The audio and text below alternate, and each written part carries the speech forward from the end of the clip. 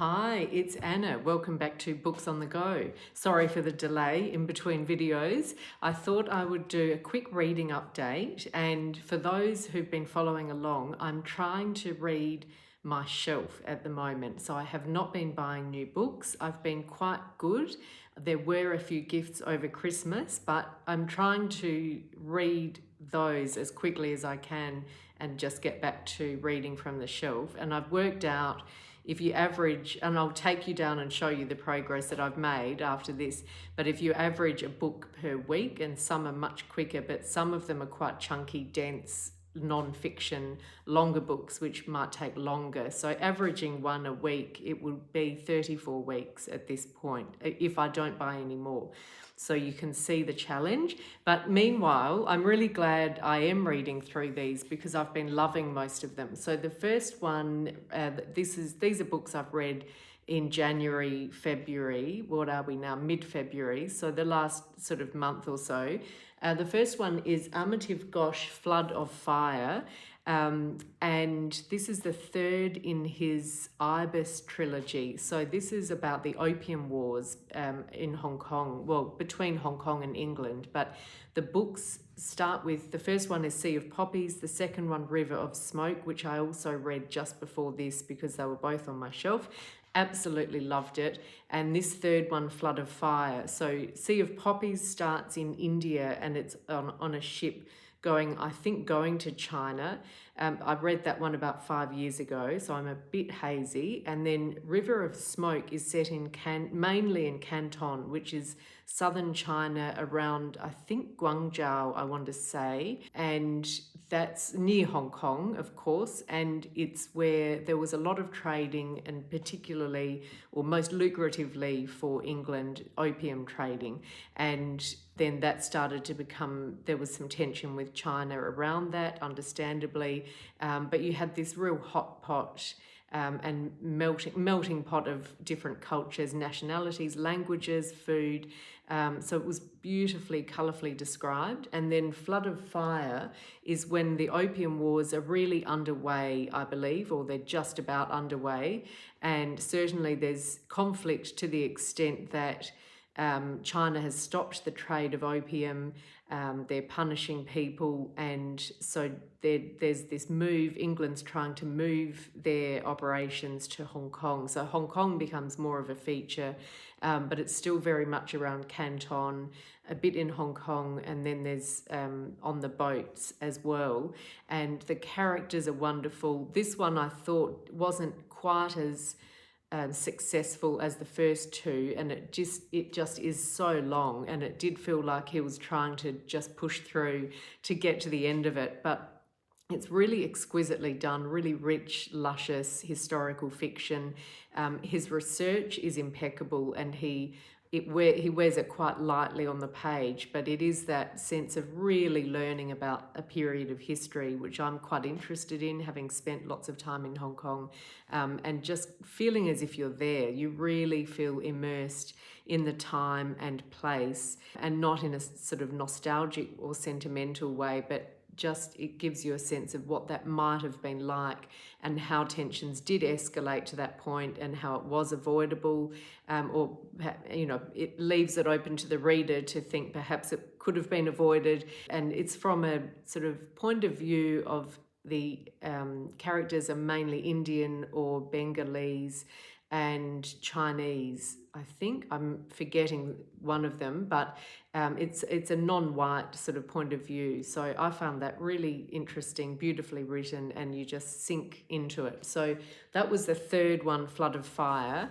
Next up, Trespasses by Louise Kennedy. So quite different, but really superb book, set in Ireland in the 1970s or 80s, during the time of the Troubles. And it's about a young woman called Kushla who falls into a relationship with an older man. She's Catholic and he's Protestant. So that's the premise of the book. But of course, by exploring all of that and following her and her family life, her father's died, and her mother's quite traumatized and drinking a lot, and there's so many ripple effects of the trauma of the Troubles and the conflict. So by following just this sort of on the face of it, quite simple love story, or not simple because of the clash of religions, but this love story, you actually get a whole lot of understanding and the textures of that time and the dangers and tensions. And there's this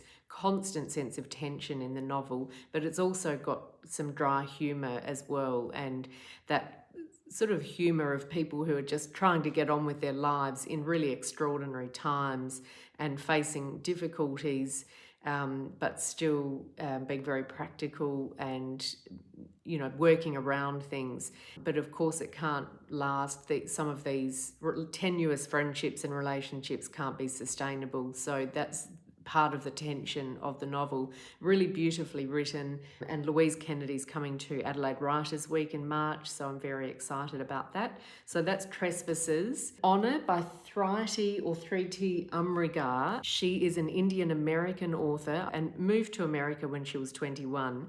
And this was a Reese's Book Club pick. It's set in India in the modern day, and it's about a young woman who is a journalist and goes to follow the story of, but she's been in America a bit like the author, but has gone back to follow a story of Meena, who was a Hindu woman attacked by her own members of her own village and family for marrying a Muslim man.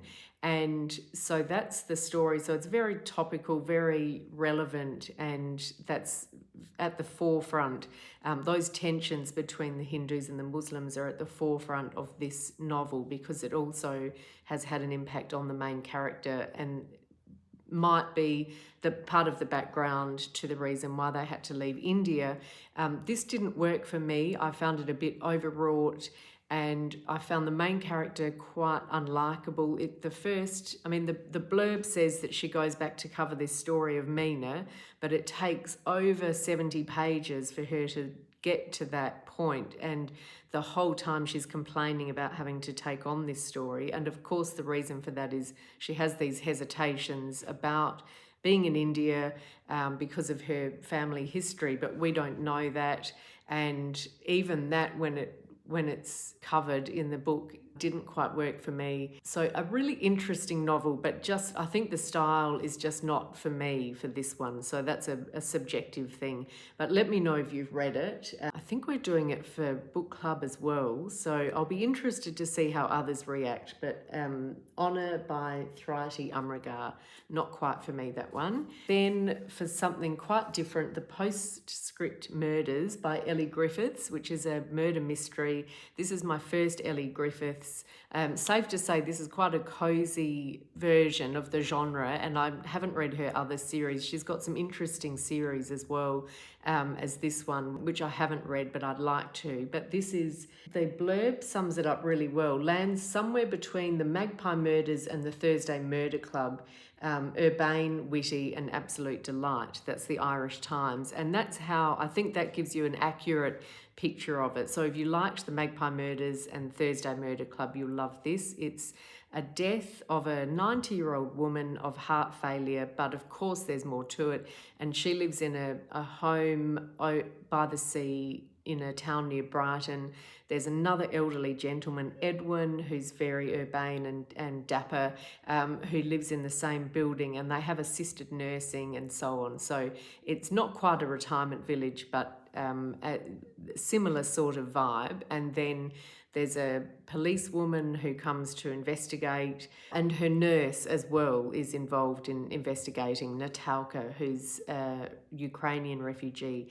So they all, and it's the sort of fun hook of this is that the victim, Peggy, was a murder consultant. So a bit like Ariadne in one of Agatha Christie's novels, I believe, she has helped authors with ideas for their murders, which is such a fun premise, and that it's very witty, really engaging. You sort of enjoy being in the company of these characters. The characters are well drawn. It's really interesting because it came out, I think, a couple of years ago when there was conflict between Russia and Ukraine, but it hadn't escalated to the war that it is at the moment. So in that sense, it's a little bit dated, but through no fault of the authors, but it doesn't adversely affect the reading of it, I don't think.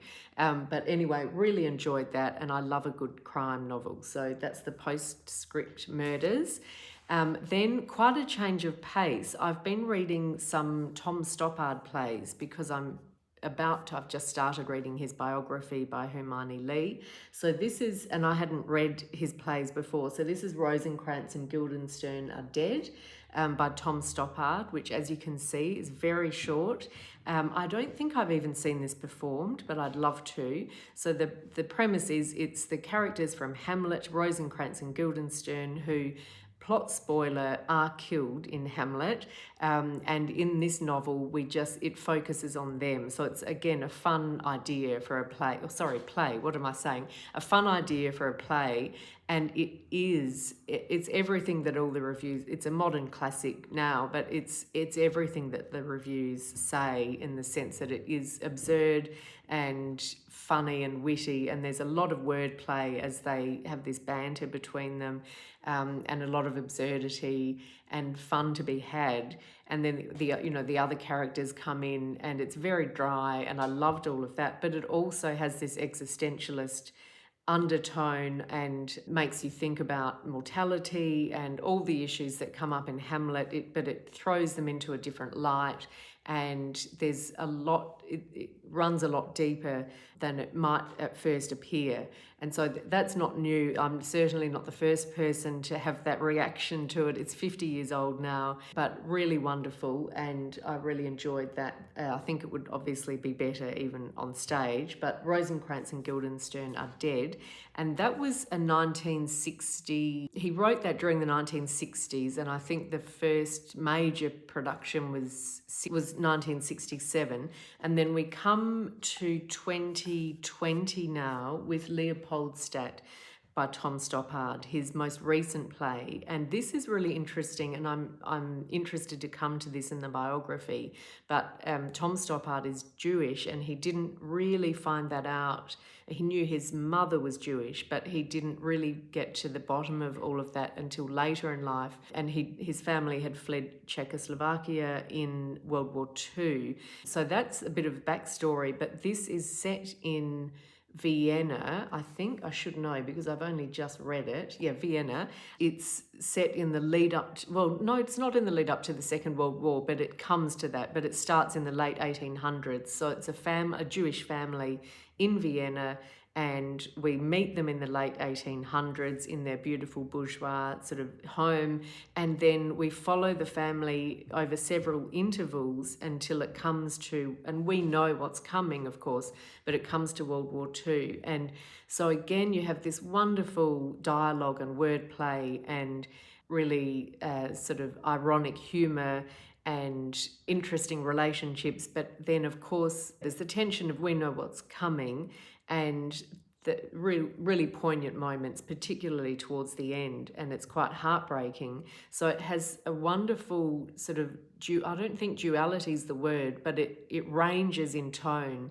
And I think in the biography they've mentioned that, and there might be more coming about this. It's a long biography, but he has always looked to go deep. He hasn't wanted his plays just to be funny. He's wanted them to have a bit more depth to them, and this certainly more than achieves that. But it's also, I think what's really effective about it, and that I loved, is that it's very intimate. So you're in their lounge room, you're right there, and just getting to know this family, and that gives you such an insight into what it might have been like to be in that sort of situation in the 1930s, and whether you would stay or whether you would go when you had the chance, which of course in hindsight you might not have, at the time you might not realise that was the time to go, and in hindsight we know we're sort of urging them to leave while they can, and it's but to see it from the point of view of just one family is really compelling. It's that fly on the wall kind of feeling. So really enjoyed that, and I highly recommend it, and again would love to see it performed. I think it started in 2020 and then it had to come off stage because of the pandemic, unfortunately, but I'm sure that it will be back. So that's Leopoldstadt, and apologies for my pronunciation. Finally, finally, Sea of Tranquility by Emily St. John Mandel. And again, I hope I'm pronouncing that correctly. I've heard different variations of her surname. Author of Station 11 and The Glass House or The Glass Hotel, which I loved both of those and really enjoyed this as well. This is a really beautiful novel, elegantly written. She puts you right in the scene. The characters are so warm and you sort of relate to them and you want to know what happens to them. And she does that in very spare prose, just a few lines. We were talking about it on the podcast on last week, and Annie and I both really loved it. It spans a few centuries, and I warn you, there is science fiction and dystopian future in this, which is not my thing. And I tend to ignore those elements, and she doesn't dwell on the technology of it, as Annie pointed out. She really is about the characters, which is why I can read that from Emily, not from many authors. But it's a time travel book where someone from the future has noticed there's a glitch in the system and is worried that we might be living in multiple universes or that everything might be a simulation. So they're going back in time to see when this glitch has been observed and how did it arise. But we see it from the point of view of all the characters who've been on the scene when that glitch has happened. So 1812 was Edwin, who comes to Vancouver in Canada and sees something in the forest. Then there's someone in sort of modern day, I've forgotten who, Vincent and Mirella possibly, from the Glass Hotel. And then Olive, who's an author going on a book tour on Earth, but lives on the moon, because by now in the future there are moon colonies. And then we go further forward. So Gasperi is the one who keeps traveling back through time. But it's so well done, really recommend it, and an easy, it's a quick read, a really engaging read.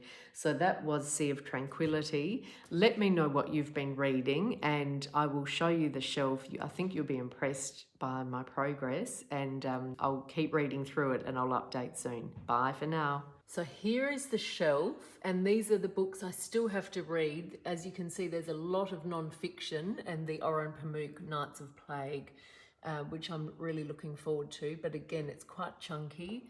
We have more non-fiction. We have Cloud Cuckoo Land by Anthony Doerr. That is a recent edition. I did break the ban for that one because I think we're doing that for book club. I've heard really interesting things about that. We come to some shorter books finally, and look at this. I've now got room to put this beautiful vase. So that is the progress that I've made. And remember, before there were books on top of books, there were books stacked up, squeezed in, so that now you can see gaps. So I'm very happy with that, but there's still a lot to read. So I'll be here for a few more weeks or months, I think.